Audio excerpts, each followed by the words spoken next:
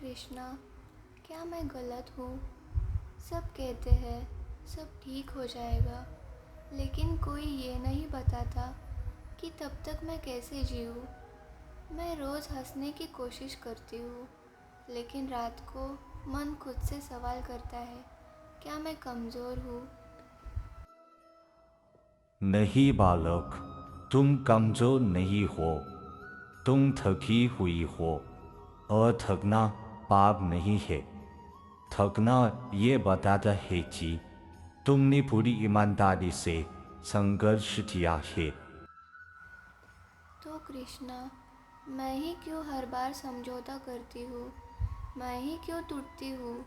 बाकी लोग क्यों आराम से आगे बढ़ जाते हैं? दोस्तों, क्या आपको भी यही सारे सवाल आते हैं आपके दिमाग में? अगर हाँ, तो प्लीज़ ये वीडियो सुनना, आपको आपके सारे सवालों का जवाब यहीं मिल जाएगा। जब मन थक जाता है, जब प्रयास करते करते इंसान बिखर सा जाता है, जब सब कुछ होते हुए भी जीवन अधूरा लगता है, तब ये समझ लेना कि समस्या जीवन में नहीं है, समस्या हमारे देखने के दृष्टिकोण में है। श्री कृष्ण कहते हैं, मनुष्य दुखी इसलिए नहीं है क्योंकि उसके पास कुछ कम है, लेकिन वो दुखी इसलिए है क्योंकि उसकी इच्छाएं अनंत है। आज का मनुष्य बाहर से मुस्कुराता है, लेकिन भीतर से कुछ युद्ध चल रहा होता है उसके दिमाग में। ठीक वैसे ही जैसे महाभारत के युद्ध से पहले अर्जुन के मन में युद्ध चल रहा था। कुरुक्षेत्र एक मैदान नहीं था, वो मानव मन का एक प्रतीक था। और श्री कृष्ण केवल भगवान नहीं है, वो उस समय मानव मन के मार्गदर्शक थे और आज भी है। श्री कृष्ण अर्जुन से कहते हैं, हे अर्जुन, दुख बाहर से नहीं आता, दुख तुम्हारे अपेक्षाओं से जन्म लेता है। हम सोचते रहते हैं कि लोग हमारे अनुसार बदल जाए, जीवन हमेशा हमारे पक्ष में रहे, जो हमें अच्छा लगे वही हो, जो हमें चाहिए वही मिले। लेकिन ये सब हमारे हाथ में नहीं है। प्रकृति का नियम है कि हर चीज़ बदल जाती है। परिवर्तन, जो आज है वह कल नहीं रहेगा, जो आज तुम्हारा है वो कल बदल सकता है। दुख तब आता है जब हम अस्थायी चीज़ों को स्थायी मान लेते हैं। श्री कृष्ण कहते हैं, जो बदलता है उससे जुड़ना दुख को बुलाना है। गीता में श्री कृष्ण कहते हैं, मन एव मनुष्याणां कारणं बंध मोक्षयोः। मन ही बंधन है, मन ही मुक्ति है। आज का मन बीते हुए कल में अटका है, आने वाले कल से डरा हुआ है, और वर्तमान जहाँ जीवन होता है वहाँ मन रहता ही नहीं। अधिक सोचने वाला मन सबसे ज़्यादा दुखी होता है। श्री कृष्ण कहते हैं, जो इस क्षण को स्वीकार कर लेता है वही शांत होता है। हम रोते हैं रिश्तों के लिए, हम टूट जाते हैं लोगों के जाने से, लेकिन कृष्ण कहते हैं, जो आया था वो जाएगा, और जो गया था वो ठहरने के लिए नहीं आया था। रिश्ते दुख नहीं देते, आसक्ति दुख देती है। जब तुम किसी को अपना मान लेते हो तो उसका बदलना तुम्हें तोड़ देता है। कृष्ण सिखाते हैं, प्रेम करो लेकिन अधिकार मत बनाओ। ये उपदेश गीता की आत्मा है। कर्मण्येवाधिकारस्ते माँ फलेषु कदाचन। कर्म करो लेकिन फल को अपने सुख का कारण मत बनाओ। जब तुम फल पर अटक जाते हो, डर पैदा होता है, तनाव बढ़ता है, कर्म दूषित हो जाता है। शुद्ध कर्म वही है जो बिना अपेक्षा के किया जाए।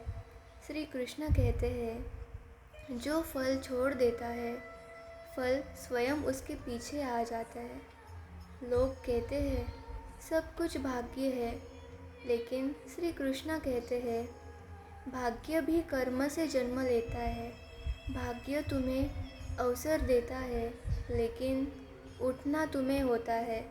जो प्रयास करता है उसी का भाग्य भी साथ देने लगता है। डर क्यों लगता है? क्योंकि हम सोचते हैं मैं सब संभाल रहा हूँ। अहंकार कहता है सब मेरे कारण है, लेकिन श्री कृष्ण कहते हैं तुम करता नहीं हो, तुम केवल माध्यम हो। जिस दिन यह समझ आ जाती है ना, डर स्वतः समाप्त हो जाता है। श्री कृष्ण अर्जुन से नहीं, आज तुमसे कह रहे हैं। अगर सुबह उठते ही मन थका हुआ लगे, अगर बिना वजह चिड़चिड़ापन हो, अगर सब ठीक होते हुए भी दिल कहे कुछ तो गलत है, तो यह कमज़ोरी नहीं है। ये संकेत है कि सब कुछ तुम अकेले संभालना चाहते हो। अगर तुम मेहनत करते हो फिर भी चीज़ें वैसी ही नहीं होती जैसे तुम चाहते हो, अगर लोग तुम्हारी कोशिशें समझ नहीं पा रहे, अगर तुम्हें बार बार खुद को समझाना पड़ रहा है, तो खुद पर शक मत करो। अंधकार का अर्थ यही नहीं कि सूर्य अस्तित्व में नहीं है। कई बार रोशनी होती है, बस आंखें थक चुकी होती है। धैर्य रखो, हर चीज़ तुरंत ठीक नहीं होती। कुछ चीज़ें समय लेकर ठीक होती है। कभी कभी जीवन ये नहीं पूछता कि तुम कितने मजबूत हो, वो बस ये दिखाता है कि तुम टूटकर भी खड़े हो पाते हो या नहीं। कृष्ण सारथी है, रथ तुम्हारा है। यही नौकरी, यही पढ़ाई, यही परिवार, यही रिश्ते, यही जिम्मेदारियाँ। तुम्हें हर दिन सब कुछ सही नहीं करना है, तुम्हें बस आज का दिन ईमानदारी से पूरा करना है। जब मन कहे अब नहीं हो रहा, तब भी एक छोटा सा कदम उठाओ। कभी समय पर सो जाओ, कभी किसी से खुलकर बात कर लो, कभी बिना वजह खुद को दोष देना छोड़ दो। यही कर्म है, यही आगे बढ़ाते हैं। याद रखना, तुम पीछे नहीं जा रहे, बस रुककर खुद को फिर से जोड़ रहे हो। जो लोग आज तुम्हें कमज़ोर समझते हैं, कल वही पूछेंगे तुमने संभाला कैसे, ये सब तुमने अकेले से कैसे किया। और जिस दिन तुम खुद को बेकार समझो, उस दिन भी मैं तुम्हें मूल्यवान मानता हूँ। इसलिए आज बहुत आगे मत सोचो, आज बस ये सोचो कि थोड़ा बेहतर जी लेंगे। बाकी रास्ता चलते चलते खुल जाएगा। मुझ पे भरोसा रखो। जब मन बार बार बीते हुए फैसलों पर अटक जाए, काश ऐसा न किया होता, काश वो दिन वापस आ जाए तो मैं सब बदल दूँ। तो याद रखना यार, पीछे देखना सीखने के लिए होता है, वही रहने के लिए नहीं। तुम्हारी तुलना किसी और की ज़िंदगी से नहीं होती। तुम्हारे हालात, तुम्हारी कहानी, तुम्हारी गति सब अलग है। याद रखना, हर मजबूत इंसान पहले बहुत देर तक चुपचाप सहता है, और हर शांत मुस्कान के पीछे कोई न कोई लड़ा हुआ योद्धा ज़रूर होता है। अगर आज तुम्हें खुद पर भरोसा नहीं हो रहा, तो कोई बात नहीं, उस भरोसे को आज मैं संभाल लूँगा। तुम बस इतना करना, खुद को पूरी तरह छोड़ मत देना। धीरे चलो, रुक जाओ तो भी ठीक है, लेकिन यह मत मान लेना कि कहानी अभी ख़त्म हो गई, क्योंकि जो लोग चुपचाप सहते हैं वही लोग सबसे गहरी समझ लेकर उठते हैं। और एक दिन जब कोई पूछेगा तुम इतने शांत कैसे हो गए, तो तुम्हें जवाब ढूंढना नहीं पड़ेगा,